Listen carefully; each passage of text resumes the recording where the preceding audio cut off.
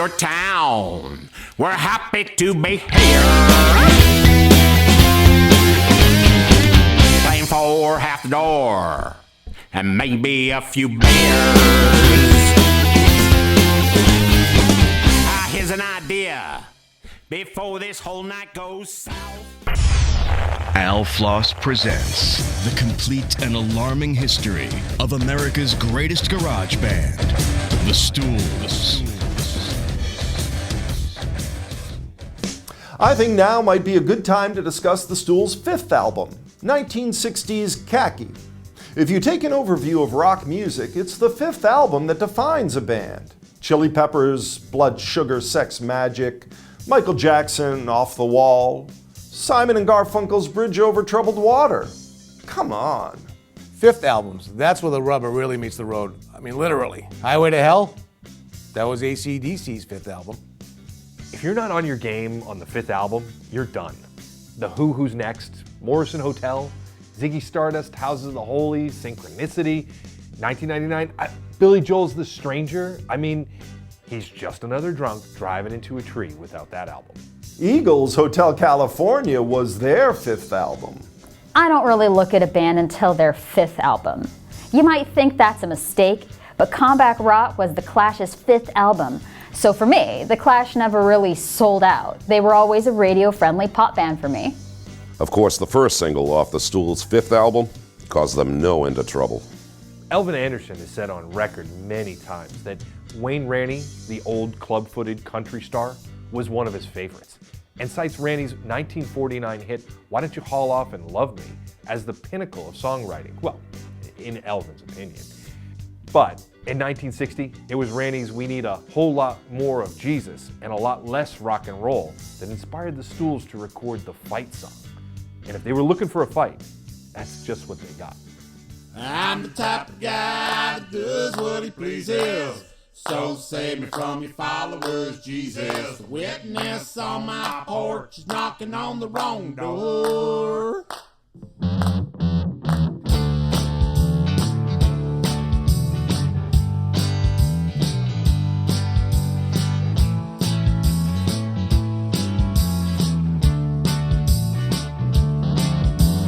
Sitting on my couch one Sunday, had me a beer. She had her Chevrolet waiting for the Bruins game at 4. It was only 9:30 in the morning. The wiggle water had me a wobbling. She was already passed out on the floor. Remember John Lennon's bigger than Jesus comments and everything that blew up around that? Child's play. Breaking a carpenter's rule. I was jacking apes and she's a useless whore. Well, no one. So Local 47 of the Musicians Union took advantage of the backlash that was created by the Stools' Fight song and basically ran the Stools out of California. Elvin would sneak back all the time, but he kept his head real low. Does what he pleases. So save me from your followers, Jesus. Witness on my porch, knocking on the wrong door. One thing Elvin always did when in LA in the early 60s was meet his old friend Salvatore at Hollywood Lanes, a hip bowling alley. Well, I mean, as hip as a bowling alley could be. Anyway, Salvatore worked as a promo man at Record Merchandising. His job was to take the 45s around to all the radio stations and try and get them to play his clients, but man, he was really, really bad at his job. More often than not, he'd just meet up with Elvin at the lanes, have a couple drinks, and end up giving Elvin all his 45s, which Anderson just gobbled up. And that added to his encyclopedic knowledge of rock music. One day, sick of hearing his friend Salvatore moan about his job going nowhere, and sufficiently lubricated from drinking all day in the bowling alley, Elvin got his friend to do something about it and pick up the payphone and call the hottest producer at the moment, Phil Spector, and demand a job. Amazingly enough, it worked. Phil hired Salvatore as a gopher, and the rest, they say, is history. Thanks to Elvin Anderson, Salvatore grew up to become Sonny Bono. In an indirect way, we can thank or well, maybe blame Elvin Anderson for Sonny and Cher. Can't afford any more than I gave you. Honey, that's great coffee. Thanks. I made it with clean, wholesome lard. Lard, the other white gelatinous mass. Count me in for seconds. A public service message from the New England Lard Council and local animal fat renderers everywhere. Got lard?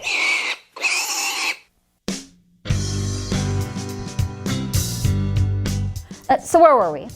1960s, right? Okay. A 17-year-old Paul Anka is dating a 17-year-old Annette Funicello, and his label, ABC Paramount, is worried that if the news leaks to the teeny bopper press, it's going to affect his popularity.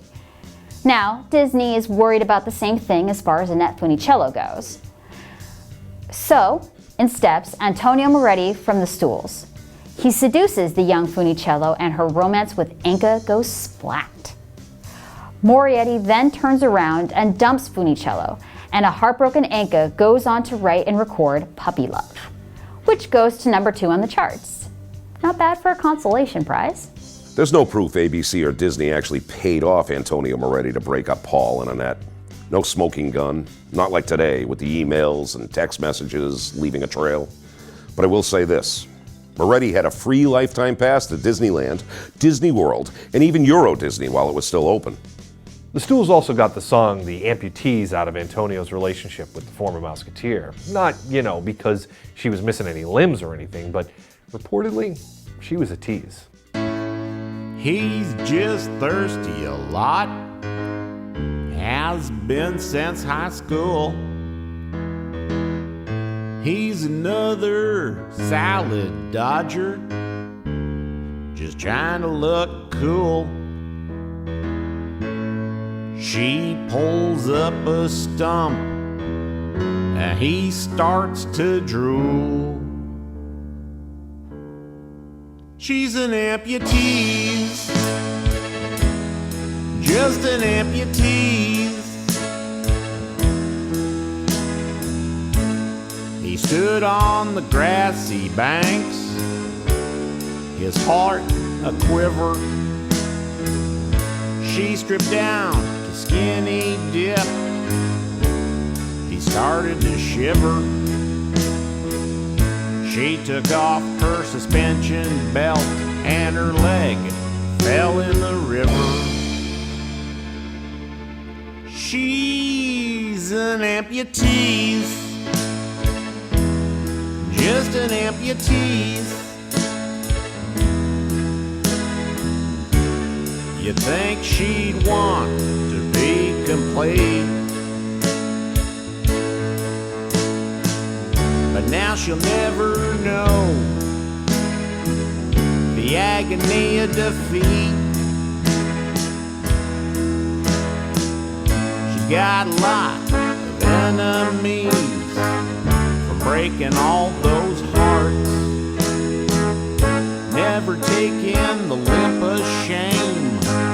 It just made it worse.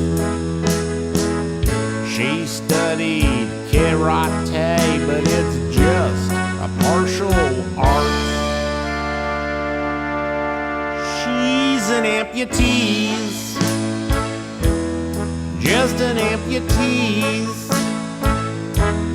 She's an amputee, just an amputee. She's an amputee, just an amputee. For all the good the Stools have done and the joy they've brought to the world, I think if we're being honest, we also have to blame them for the foul evil that was Don Arden. Oh yeah, Don Arden, despicable man. Started out as a stand-up comic in the English Yiddish theaters, impersonating Caruso and Al Jolson. He even released a cover version of Blue Suede Shoes, doing his best Elvis impersonation, trying to trick a few bucks out of dumb kids in England. So, how evil was Don Arden? Well, he fathered Sharon Osbourne. Hello. The rotten apple doesn't fall far from the vine. Al Floss was looking for someone to coordinate his business in England and took Don Arden under his wing, taught him everything he knew. First, Floss sent the Stools Bo Diddley, Chuck Berry and them over to tour under Arden's control. And as soon as Arden learned the ropes, he started managing Gene Vincent. I think to this day, Elvin regrets introducing Gene Vincent to Don Arden because Arden's style of management was to keep Vincent so drunk, he had no idea he was being ripped off. Gene Vincent found a very creative way to get out of his contract with Don Arden. He pulled out a knife and told Arden he'd cut his throat if he didn't walk. A lesson that was not lost on Don Arden, let me tell you. In 1964, Don Arden became the manager of the Nashville Teens, who had hits with Tobacco Road, Find My Way Back Home, and Google Eyes, among others. The Nashville Teens had been hired to back up Chuck Berry on his tour of England. That's how Arden got his hooks into them. After years of touring and chart success, the Nashville Teens were shocked to learn they only had 3,500 pounds in their bank account.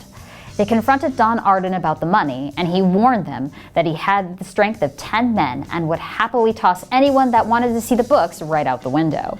I believe his office was on the 5th floor at this juncture. Barry Jenkins quit the Nashville Teens and went on to play drums for the Animals. The rest of the band continued on as best they could, living in fear of their manager. Al Floss brought another fly to the spider, as it were, when he introduced the Stools' new drinking buddies, the Small Faces, to Don Arden. He became their manager that very afternoon and went out and spent 21,000 pounds of the Nashville Teens' money buying up copies of the Small Faces' new single, What You Gonna Do About It?, earning it a spot on the UK Top 20 charts. So What You Gonna Do About It wasn't a bad song. It probably could have made the charts without Don Arden's help, but it was really just a ripoff of Solomon Burke's Everybody Needs Somebody to Love with new lyrics from the Drifters' Ian Samwell. Ian Samwell played guitar in Cliff Richard's Drifters, who later became the Shadows, not the American doo-wop group of the same name, but Samwell also produced the band America's first album and was the one who convinced Dewey Bunnell to change the name of Desert Song to Horse with No Name. And of course, Samwell was kicked out of the Drifters when they became the Shadows. Although he did continue to write songs for them. Wait, I confused myself. We're talking about Don Arden, right? Lesson learned from the Gene Vincent defection, Arden hired a couple of football hooligans to pay a visit to Robert Stigwood when the Bee Gees manager started making overtures about Small Faces jumping ship. Again, with being tossed out a window as the threat, which seemed to be Arden's favorite form of conflict resolution. So Arden went on to manage ELO, Wizard, and of course Black Sabbath. Again, keeping Ozzy so out of it that there's no possible way Ozzy would be able to keep an eye on what Arden was up to. When Arden's underage daughter Sharon talked Ozzy into jumping ship and letting her be his manager after he was kicked out of Black Sabbath, reportedly Don Arden set his dogs on her and she miscarried the couple's baby. I think she's a TV game show host now.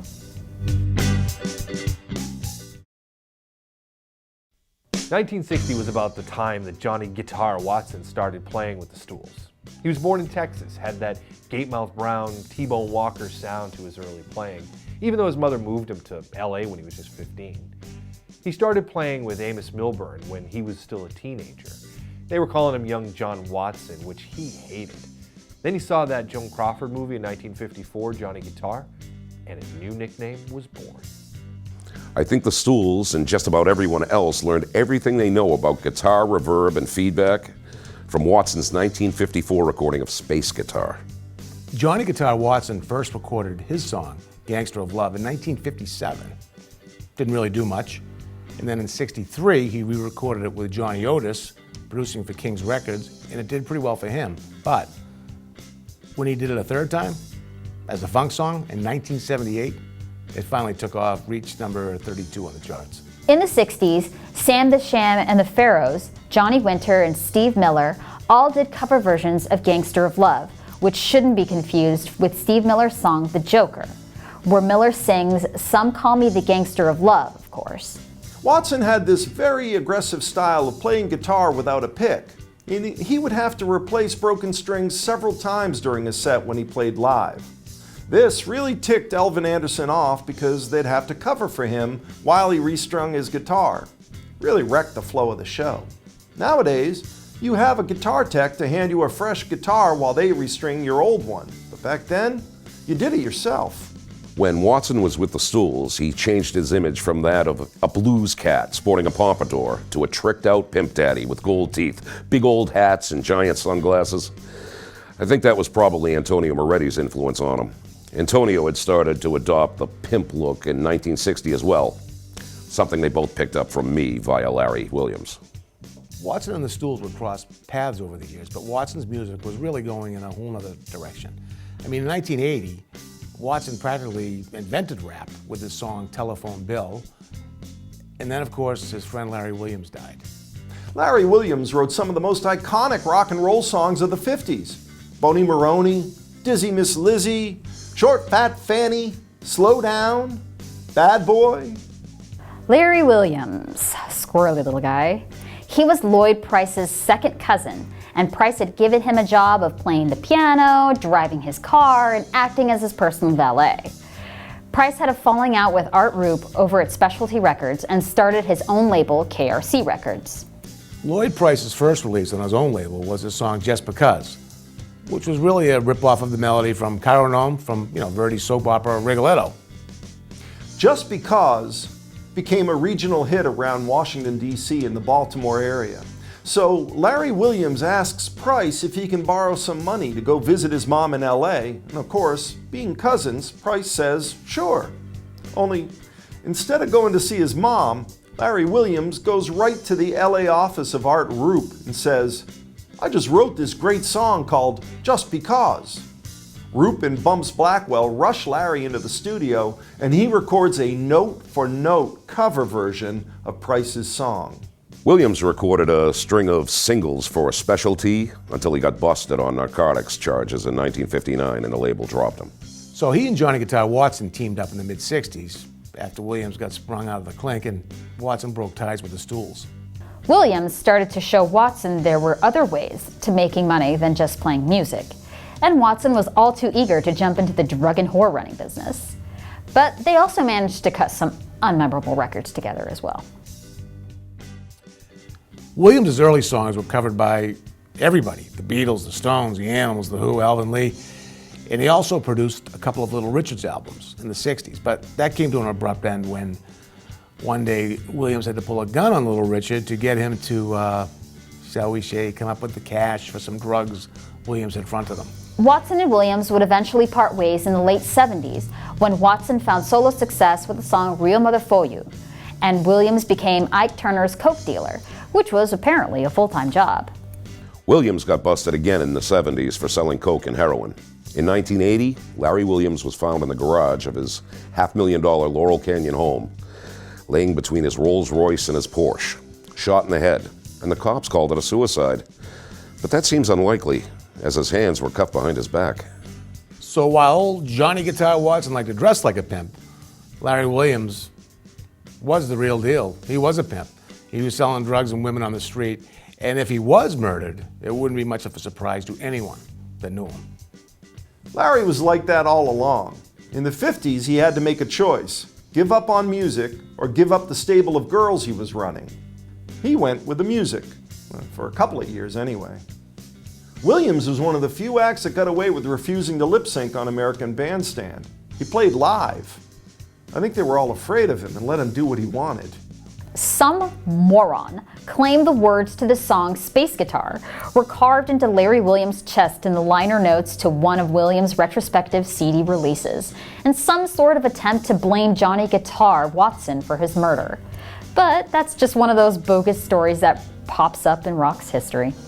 The Stools got their funk on with Johnny Guitar Watson on the 1960 classic dance hit, Dismal Animal.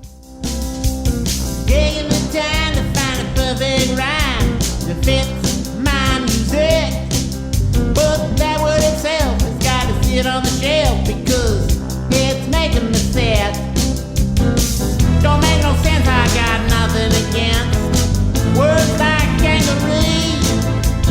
There's merriment when I experiment with the imagery.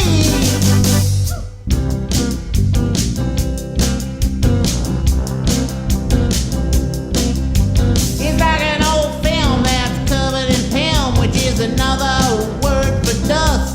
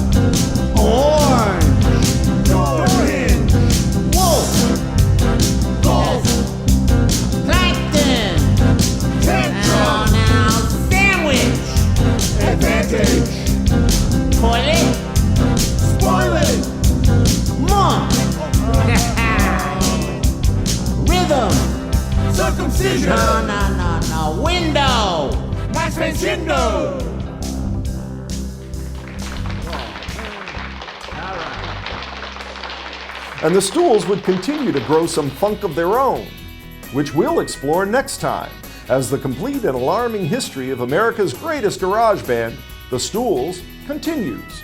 Join us then, won't you? She came down to the islands 'cause she believed the Buffett song. Left her future in Rhode Island. I guess that wasn't so wrong. Her face wasn't much to write on my bow, but the package was pure drop dead. Now her body has gone to her head. Her body has gone to her head. She came out of a shell and she's sleeping on an oyster bed. Pretty hot for roadie or even Hilton Head. Now her body has gone to her head.